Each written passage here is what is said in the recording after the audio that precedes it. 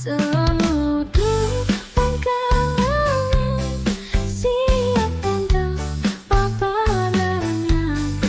Merencanakan pengulangan.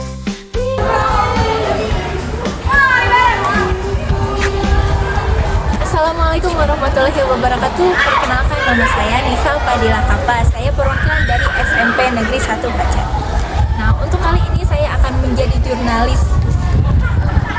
Saya akan mewawancarai seseorang yang berada di SMP Negeri 1 Pacet ini, yaitu Payuda Dana Prahara. Di sini Payuda Dana Prahara ini sebagai kurikulum. Kenapa saya mewawancarai sebagai kurikulum ini? Karena beliau yang lebih tahu dan berkompeten dalam bidang kurikulum dan implementasi kurikulum merdeka. Saat ini saya sedang bersama Payuda Dana Prahara. Di sini Bapak sebagai staf kurikulum, Pak ya. Maaf mengganggu waktunya, Pak. Nggak masalah. Ya. Gimana kabarnya, Bu? Alhamdulillah. Bapak, Gimana, saya Bu? boleh bertanya-tanya tentang seputar kurikulum yang berada di SMP Negeri 1 Pacet ini? Boleh. Apapun yang ditanyakan, boleh. Menurut Bapak apa sih perbedaannya dari kemarin kan kursiwas ya Pak ya, kurikulum 13 dan sekarang adalah kurikulum merdeka. Apa sih perbedaannya dari kursiwas ke kurikulum merdeka ini? Oke, secara kebijakan, memang sekolah negeri kita satu Pacet ini sekarang tahun 2024 sudah menerapkan kurikulum nasional ya, kurikulum nasional yaitu dengan kurikulum 2013 menuju kurikulum nasional. Nah, saat ini alhamdulillah dari jenjang 7 dan 8 kita sudah menerapkannya. Perbedaan dari kurikulum 2013 dan kurikulum nasional tentu sangat berbeda, Bu ya. Karena dari sisi bukan hanya kebijakan, tapi dari struktur kurikulumnya, aktivitas pembelajarannya, serta intra kurikuler dan kurikulernya pun ada perubahan pada itu. Salah satunya yaitu di dalam kurikulum merdeka ini bagaimana peserta didik ini harus berbasis kepada aktivitas dalam proses pembelajaran dan juga basic value atau nilai karakternya itu berdasarkan dimensi sesuai dengan profil pelajar itu secara umum. Ya Pak, jadi untuk SMP Negeri 1 Pacet ini jadi kelas 7, 8, 9 itu semuanya sudah menerapkannya. Kalau Pak Haji dalam memastikan implementasi yang efektif dan berhasil dari kurikulum di sekolah ini bagaimana? Tolok ukur keberhasilan daripada penerapan kurikulum merdeka ini yaitu bagaimana guru dan siswa ini bersinergi untuk menyelenggarakan sebuah proses pembelajaran sekali lagi sesuai dengan dimensi profil pelajar Pancasila. Jadi segala aktivitas segala proses pembelajarannya harus berbasis terhadap aktivitas. Model-model pembelajarannya, kemudian strateginya yang melibatkan partisipasi aktif dari seluruh komponen peserta. Itu yang pertama. Yang kedua, paradigma dari guru-guru pun dalam menyelenggarakan proses pembelajaran pun harus berpusat pada peserta didik. Kalau dulu di Kurmar itu hanya secara tertulis saja terdapat dalam langkah pembelajaran dalam kurikulum, dan sekarang itu harus bersinergi, harus aktualisasinya terhadap aktivitas pembelajaran. Nah, sejauh mana Bapak dalam mengembangkan strateginya untuk memastikan kesesuaian antara kurikulum merdeka itu dengan kebutuhan dan potensi siswa yang ada di sini? Tentunya kita sesuai dengan karakteristik sekolah ya. Jadi pembelajaran kontekstual kita tempatkan sebagai yang utama. Jadi peserta didik ini belajar baik dari intrakurikulernya maupun kokurikulernya, dari sisi mata pelajarannya itu harus sesuai dengan kebutuhan peserta didik dan juga lingkungan sosial tempat di mana peserta didik ada.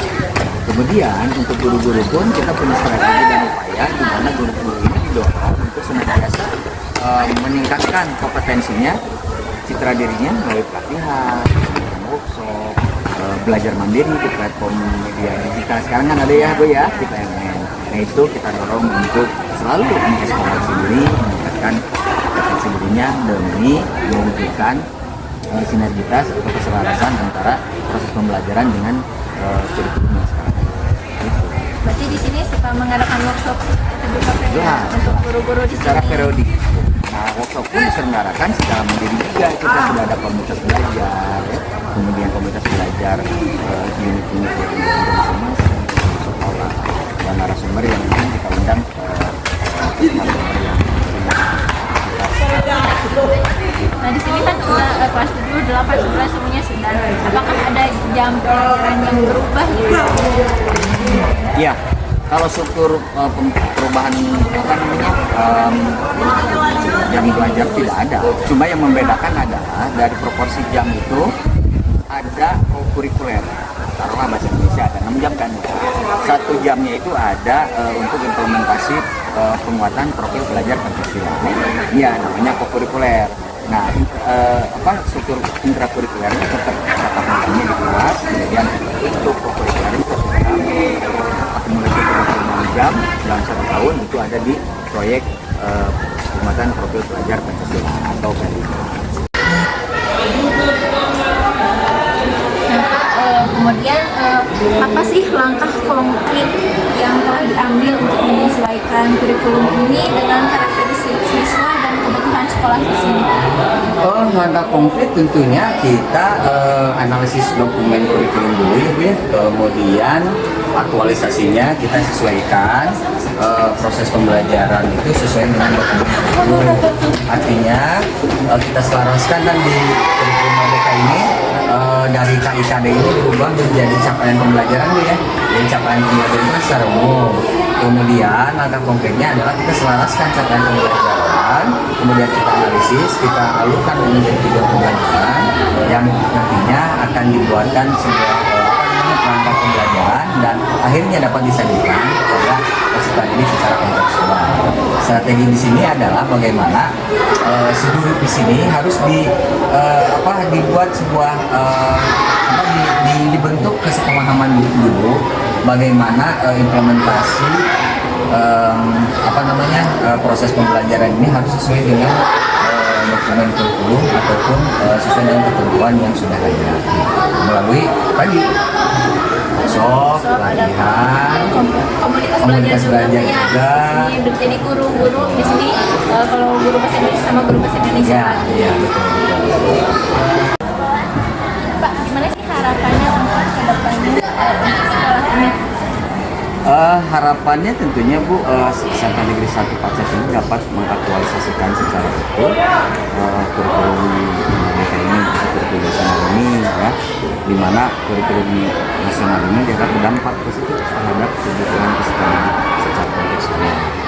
Dan penerapan daripada kurikulum Merdeka ini diharapkan selaras juga Bu untuk menggapai visi misi SMA Negeri 1 Pacet ini. Memang apa sih Pak visi misi dari SMP Negeri 1 Pacet ini?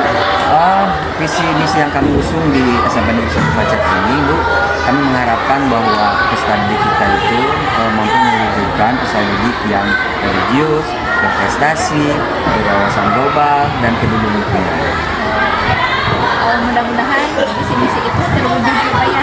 Amin, amin. Semoga Bu ya visi yang kita kembangkan selaras dengan apa yang menjadi cita-cita kami bersama. Pak, untuk selanjutnya nanti kita akan berdiskusi lagi ya Pak ya Boleh. tentang kurikulum Merdeka ini. Iya, siap. Banyak lagi Pak ya yang harus diterapkan. Untuk hari ini cukup sekian Pak. Mudah-mudahan Sama-sama. visi-misi yang ada di SMP Negeri 1 Pacet ini bisa terwujud. Amin.